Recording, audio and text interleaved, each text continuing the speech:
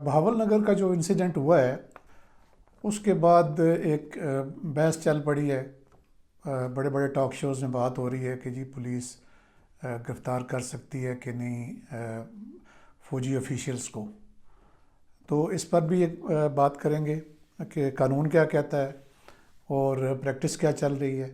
پھر اس کے علاوہ آئی جی اسلام آباد کی جو پوسٹنگ ہے وہ ابھی تک پینڈنگ ہے. یعنی پوسٹنگ کا جو آرڈرز تو ہوئے ہیں ناصر رضوی صاحب کے، لیکن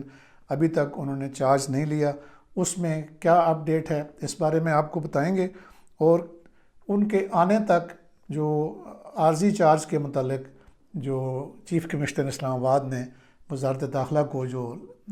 لکھ رکھا ہے اس پر کیا ابھی تک پیش رفت ہوئی ہے اور اس میں کوئی قانونی دشواری پیش آ رہی ہے، اس بارے میں آپ کو بتائیں گے. اور پھر جو واقعہ بہاول نگر ہے اس کی جو انکوائری کمیٹی بنی ہے بڑی ہائی لیول کی، اس کی تحقیقات میں کیا پیش رفت ہوئی ہے یہ. اور پھر آخر میں ویڈیو میں سب سے آگے چل کے پنجاب پولیس کی جو ٹک ٹاک کلچر ہے جس پہ میں نے ابھی پچھلی ایک ولاگ میں بھی بات کی تھی کہ وہ کیسے کام کر رہا ہے، اور ڈی پی او جو بہاول نگر ہیں وہ کتنے بڑے ٹک ٹاکر ہیں. تو پہلے جو سبجیکٹ ہے اس پہ آتے ہیں کہ پولیس جو ہے وہ ہر کوئی بھی جرم جو قابل دست اندازی ہے اس میں کسی بھی شخص کو گرفتار کر سکتی ہے. اس میں پولیس، ایئر فورس یا نیوی کے کسی آفیسر یا کسی جوان کو کوئی استثناء حاصل نہیں ہے. یہ دوبارہ میں ریپیٹ کر دیتا ہوں، کوئی بھی جو قانون ہے وہ یا ضابطہ کوئی استثناء نہیں فراہم کرتا کسی بھی جرم سے. اگر کوئی جو آرمی آفیشیل یا کوئی ایئر فورس یا نیوی کا کوئی افسر کرتا ہے. اچھا، تو اب اس کے بارے میں جو ضابطہ فوجداری کی کون سی دفعہ ہے جو اس کا جو پروسیجر طے کرتی ہے کہ اگر ایسا کوئی آفیسر یا ایسا کوئی آفیشیل یا جوان کسی جرم میں پولیس کے پاس گرفتار ہوتا ہے تو ویسی صورت میں 549 ہے ضابطہ فوجداری، 549 criminal procedure code of Pakistan جو ہے اس کے تحت اس کی ڈسپوزل ہوگی. اور یعنی اس کی جو یونٹ کا جو کمانڈر ہے، اور آج کل کے جو حالات ہیں اس کیس میں جو مقامی جو ملٹری پولیس کا جو ونگ ہوتا ہے وہ اس کی کسٹڈی جو مقامی عدالت ہے جس عدالت کی حدود میں وہ اریسٹ ہوا ہے اس کو ریکویسٹ کر کے وہ اس کی کسٹڈی جو ہے وہ اگر اس کا کورٹ مارشل کرنا ہے تو وہ کسٹڈی لے کے جائیں گے. اگر وہ یہ اتھارٹیز یہ فیصلہ کرتی ہیں، یہ سمجھتی ہیں کہ اس کا ٹرائل یہیں پہ ہونا چاہیے میجسٹریٹ کے پاس ہی، تو اس کا ٹرائل بھی یہیں پہ ہوگا. اور اس کی بہت ساری مثالیں موجود ہیں. تو اس لیے یہ کلیئرٹی بڑی ضروری ہے کہ 549 ضابطہ فوجداری ایک ایسا میکینزم فراہم کرتا ہے کہ جس کے تحت جو ہے وہ کوئی بھی جو آفیشیل ہوگا وہ اگر اریسٹ کر لیا جائے گا کسی بھی جرم میں، کوئی بھی قابل دست اندازی جرم اگر اس سے سرزد ہوتا ہے تو پولیس اسے گرفتار کر سکتی ہے. مگر اس کا پروسیجر یہ ہے کہ گرفتار کرنے کے بعد اس کی جو یونٹ ہے اس کو فی الفور اطلاع کی جائے گی. اور اگر یونٹ کمانڈر یہ سمجھتا ہے کہ اس کا ٹرائل فوجی عدالت میں مارشل یعنی کورٹ مارشل کے تحت ہونا چاہیے تو وہ پھر جو مقامی عدالت ہوگی میجسٹریٹ کی اس سے ریکویسٹ کر کے اس کی کسٹڈی. لیکن یہ قانون کہتا ہے کہ جب وہ ریکویسٹ کریں گے تو جو میجسٹریٹ ہیں وہ باؤنڈ ہے کہ وہ ان کو اس کی کسٹڈی دیں. تو اب یہ کلیئرٹی آپ کے پاس آ گئی. اور اب جو ہے آئی جی اسلام آباد کی پوسٹنگ کی بات کر لیتے ہیں کہ آئی جی اسلام آباد جو ناصر رضوی صاحب کی جو پوسٹنگ کا معاملہ آپ کو پتہ ہے کہ نوٹیفائڈ ہوئے ہیں، اٹکا ہوا ہے ابھی تک. اور لیکن ابھی ذرائع جو ہیں وہ یہ بتا رہے ہیں کہ جو فیڈرل گورنمنٹ ہے اس کے درمیان اور جو پنجاب کی جو صوبائی گورنمنٹ ہے اس کے درمیان یہ بات طے ہو چکی ہے کہ ان کو جو ابھی بائی الیکشنز آ رہے ہیں شاید لاہور میں پنجاب میں 21 تاریخ کو، 21 اپریل کے بعد جو ہے ان کو ریلیو کر دیا جائے گا اور وہ اپنے عہدے کا چارج اسلام آباد میں سنبھال لیں گے. اگلا بات یہ تھی کہ آپ کو یاد ہوگا، آپ نے خبروں میں بھی پڑھا ہوگا کہ جو مقامی ہماری گورنمنٹ ہے، چیف کمشنر اسلام آباد، انہوں نے جب تک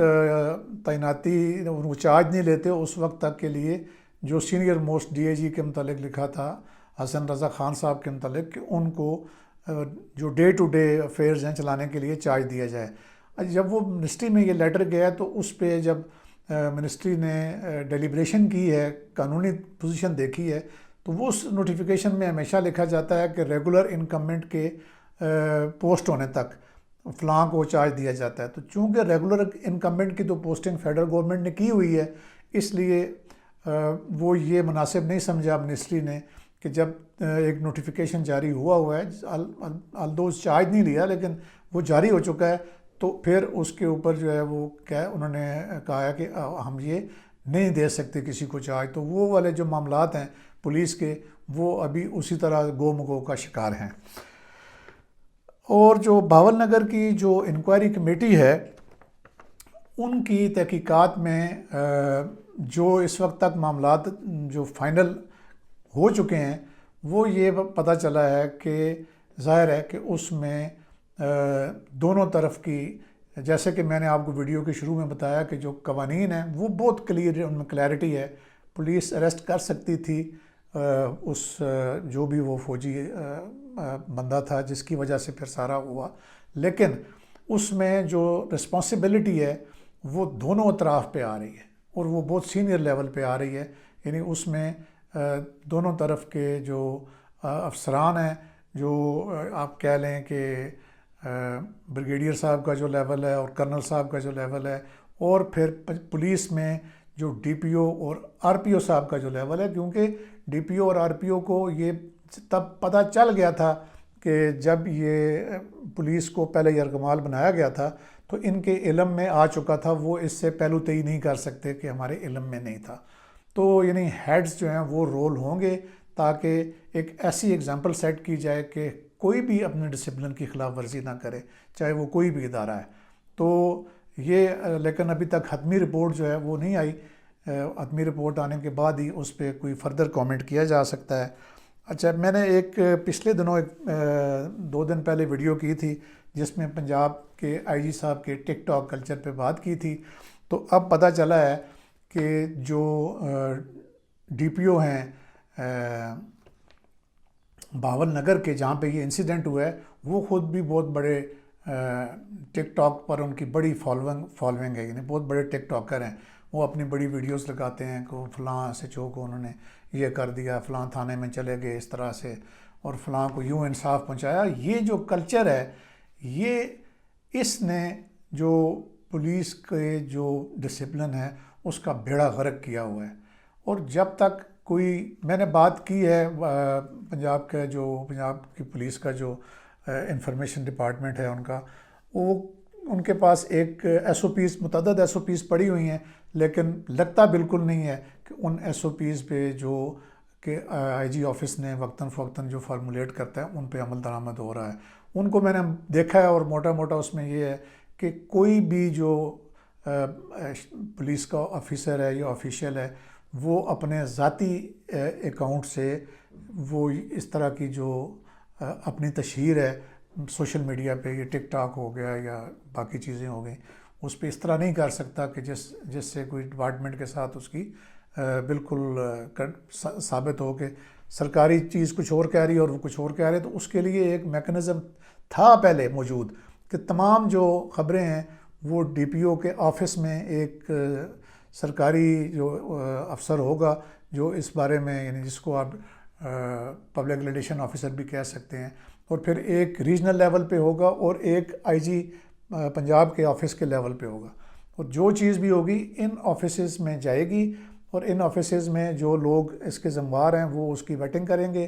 اور اگر ڈی پی او لیول کی بات ہے تو وہ ڈی پی او اس کا فیصلہ کرے گا کہ کیا چیز پریس میں جانی چاہیے، سوشل میڈیا پہ جانی ہے، کیا نہیں جانی۔ لیکن اب کیا ہو رہا ہے کہ اب تو جو ڈی پی اوز ہیں اور جو آر پی اوز ہیں وہ خود اس کام میں ان کے ہاتھ رنگے ہوئے ہیں کہ وہ خود ٹک ٹاکر بنے ہوئے ہیں۔ تو اس کلچر کو ختم کرنا ہوگا، اور اس کا جو جتنا بھی اس کا فال بیک ہے، وہ میں نے پہلے بھی ریکویسٹ کی ہے کہ ایسی ایک انکوائری اندرونی طور پہ پولیس کرائے تاکہ وہ یہ سجیسٹ کرے کہ کون کون سے میئر لیے جائیں کہ آئندہ جو ہے وہ آپ کے جو جوان ہیں وہ اس طرح سے سوشل میڈیا پہ آ کے نہ وردیاں چلائیں، نہ وہ استعفوں کا اعلان کریں، اور نہ ہی آپ کے جو ڈی پی اوز ہیں وہ اس طریقے سے